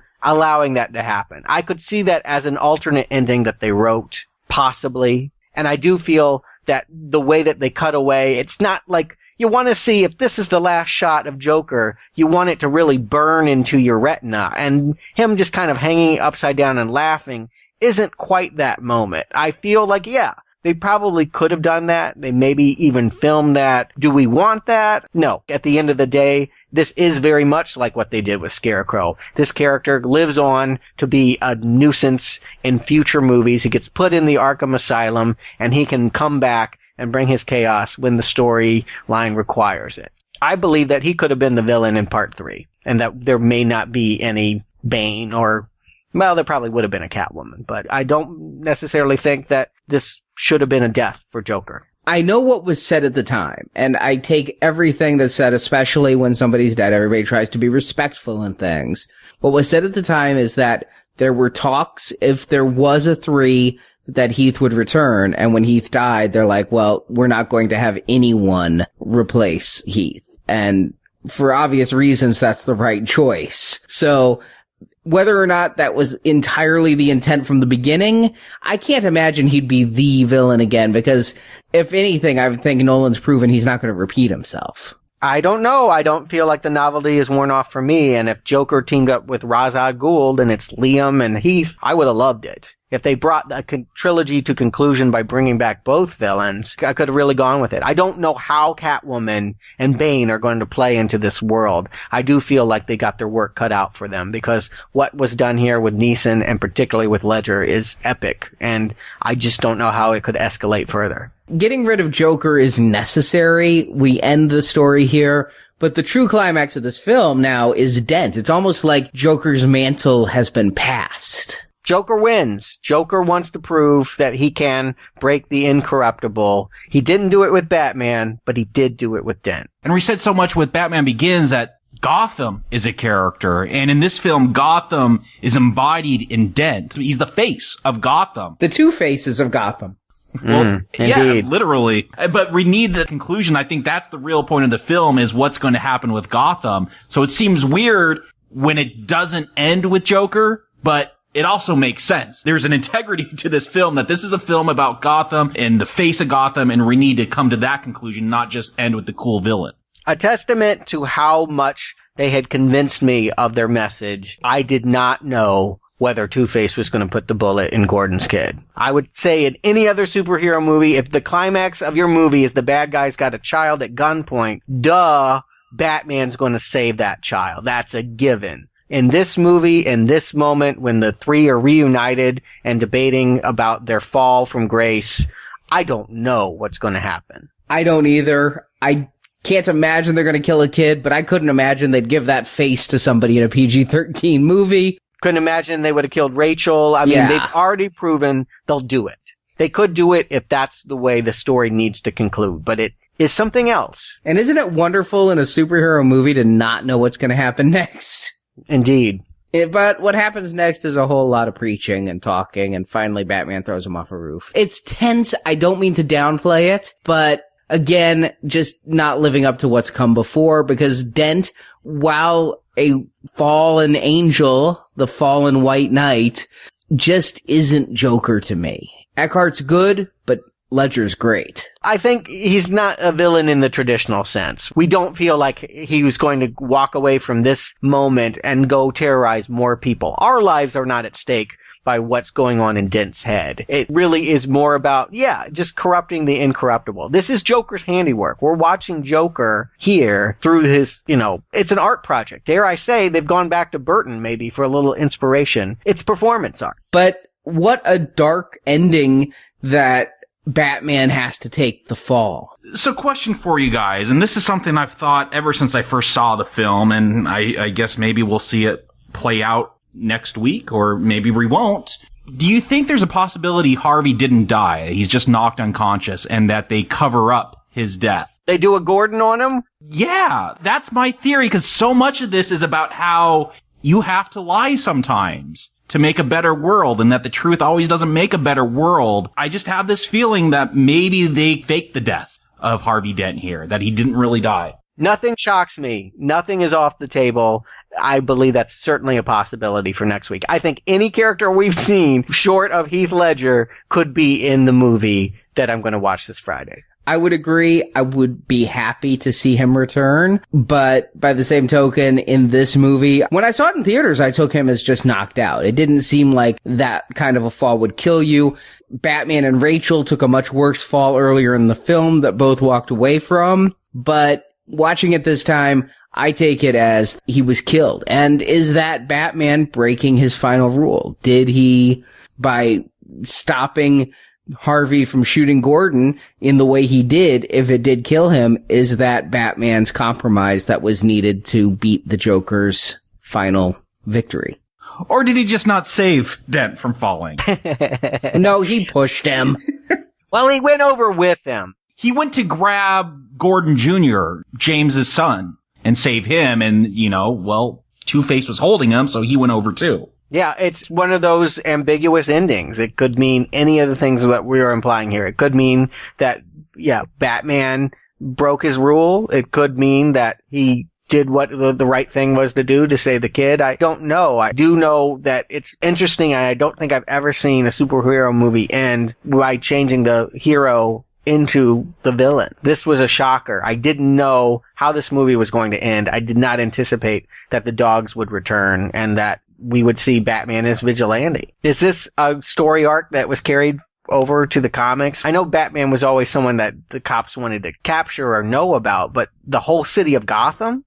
It's not something that's currently going on. I mean, there might have been stories in the past where he was framed for something and the city turned on him, but no big ones that are coming to mind. Okay. Remember in our Batman and Robin podcast, I wished for a series of novels set in that movie universe? And you both laughed at me? Well, yes. There is a series of novels set in this Dark Knight universe. Now, they all did come out before this movie, but some are set after this movie. Don't have time to read them for books and nachos right now. Comic-Con happened, Celebration's coming, but I don't believe Batman is being hunted in this way in those books. So I think that was a miscommunication, some marketing people, and that it's going to be carried into the next film and no further. Yeah, I can't wait. I'm just as on pins and needles, maybe even more so, about where it's going to go next. I was so excited. It's a different emotion. I was so excited to see Batman going into battle after the end of the first movie. This time, I'm fearful. I'm fearful because I know what Bane's reputation is. I know that this series has been incredibly dark and could go darker. And yes, the idea that Batman Rising could mean the fall of Bruce Wayne. I just don't know. I hope for the best for these characters because I really like them, but I fear for the worst. But it also could be monkey work. You never know with Bane. We might literally not know because we won't be able to understand him, but it looks like they fixed that. I'm going into the next one reserved. The trailers are intentionally vague. I know so little about it. I'm excited because of how I feel about The Dark Knight, but having just rewatched Batman Begins and having these conversations and thinking about Insomnia and The Prestige, I'm going to be cautiously optimistic. You know, for me, Arnie, you had Avengers and Amazing Spider-Man. I'm not sure which one you were more hyped up for. Avengers. Stuart, you had Prometheus this summer. For me, this is the one I'm most hyped up for. The Dark Knight Rises. Full faith in Nolan. He's proved to me that he could take stupid ideas like a bat pod and the dude from 10 Things I Hate About You and make them amazing. You want Catwoman and Bane and flying Batmobile? Go for it. Well, it's a formality, but let's do it. Jacob, Stuart, do you recommend The Dark Knight? Yeah. I mean, look, this for me, people saying Avengers is the best superhero movie ever. No, you're wrong. Sorry. Start over. It's The Dark Knight. This is not just a great superhero film. This is just a great film, period. It transcends the genre. It hits the themes and the topics. I've already said everything I need to. This is the film when my kids want to say, Daddy, what is it like with the terrorist in 2008? Here, watch this movie. That's what the political climate was like. That was the discussion and the debate going on. There you go. I mean, you don't get that out of Spider-Man or the Avengers or even Superman. This is a film that goes above all that. It transcends what X-Men did with the kind of dialogue those films had about ethics and those kind of things. This film does it all. Batman Begins was good. This one's way better. It somehow improved on all those great things and made an amazing film. Yeah, recommended. Stuart.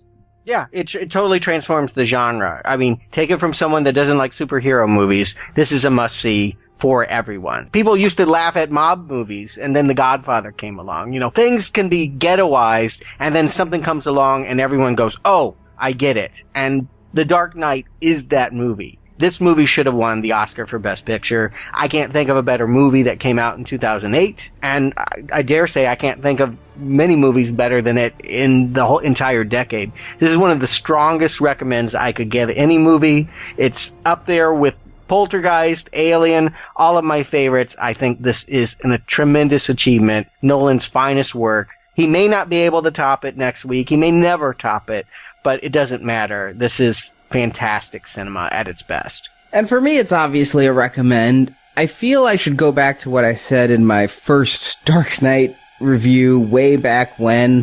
What I said that summer was this was a strong superhero summer because there was Iron Man, which really just captured my imagination and renewed a love in superhero films. And then there's The Dark Knight, which was so amazing, but so serious. The thing I said back then is you're going to have Dark Knight people and you're going to have Iron Man people. And I love Dark Knight, but it's right there with some movies that I love, like Requiem for a Dream, that are so hard to watch at times. They're so nihilistic and so cruel to the characters. You get to like the characters, and then you get to see them just beat to shit. That I stand by what I said back then. I don't want to retract it. I think Iron Man is a more fun time at the movies, and if I have to pick one, I have a better time watching Iron Man because it's a feel-good movie. This is not a feel-good movie, but it's an astounding movie. It's so well made, so well constructed, so well plotted, so well written. Everything about it clicks, and it is phenomenal. And yes, I will put it up there on that mantle with X-Men First Class, Spider-Man 2, Kick-Ass, and Avengers.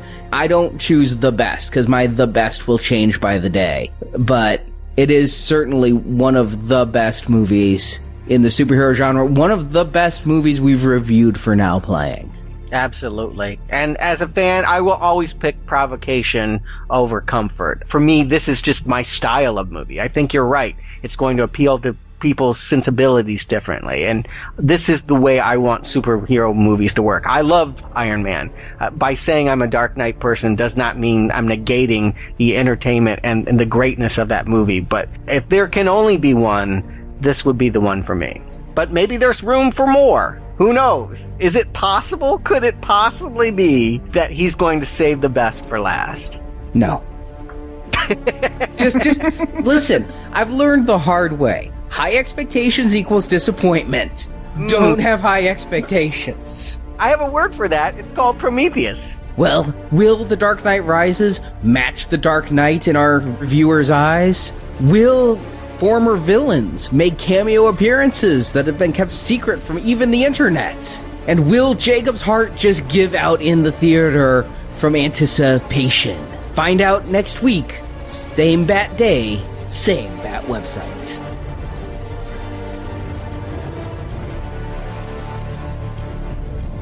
We've received a letter from Batman this morning. Please inform the citizens of Gotham that Gotham City has earned a rest from crime. But if the forces of evil should rise again to cast a shadow on the heart of the city, call me. Thank you for listening to this episode of the Now Playing Batman Movie Retrospective Series. Well, that was very brief. Just like all the men in my life. Part of our DC Comics movie series. Fortune smiles, another day of wine and roses. Or in your case, beer and pizza. Ha! Come back to NowPlayingPodcast.com each week as we review another Batman movie, culminating in a weekend of release review of Christopher Nolan's The Dark Knight Rises. My business, repeat customers. And while at NowPlayingPodcast.com, check out our archives where you can find reviews of other comic-based movies, such as Green Lantern, The Avengers, X-Men, Howard the Duck, and many more. If you gotta go with a smile. You can also listen to our non-comic-based movie reviews, such as Star Trek, Terminator, Halloween, A Nightmare on Elm Street, Tron, and many others. Now that's impressive. You can set your Bat phone to subscribe and get every new Now Playing podcast. RSS subscription details are at NowPlayingPodcast.com. What is it you really came here for? While at NowPlayingPodcast.com, be sure to join our forums, where you can discuss this show with other listeners. Don't talk like one of them. You're not. Even if you'd like to be. You can also follow Now Playing on Facebook and Twitter, where the hosts post new episode announcements and written movie reviews. Come on, you gruesome son of a bitch. Come to me. The link to our social media pages can be found at nowplayingpodcast.com. Oh, you made it. I'm so thrilled. Support from listeners like you help keep Now Playing operating. So what are we waiting for?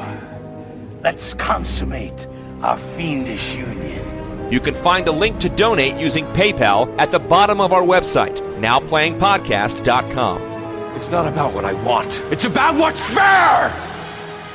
You can also show your love of Now Playing Podcast by shopping in our store, where you can't get capes and cowls, yet you can buy panties, t-shirts, coffee mugs, calendars, mouse pads, and much more. Alfred, let's go shopping. Yes, sir. Now Playing's Batman Retrospective Series is edited by Brock, Alex, Nick, and Arnie. They scream and they cry. This is your day now. Now Playing credit narration by Brock. I hate when people talk during the movie. Now Playing is not affiliated with Warner Brothers Pictures or DC Comics. Batman and all that DC's Infinite Earths contain are the property and trademark of DC Comics, and no infringement is intended. The law doesn't apply to people like him or us. The opinions expressed on Now Playing are those of the individual hosts and may not reflect the opinion of Venganza Media Incorporated. This is why Superman works alone. Now Playing is a Venganza Media production, copyright 2012, all rights reserved. Gotta go! So many people to kill, so little time. You talk about escalation. I don't know how Darkman. I don't know how Dark. I want to review that movie. I don't know how Dark Knight Rises is going to meet the challenge, quite frankly. I almost wish they could make a special edition of Batman Begins and CGI her into all of the Katie Holmes scenes. Call Lucas up. He'll do it! He replaced Sebastian Shaw with Hayden Christensen. He'd do this.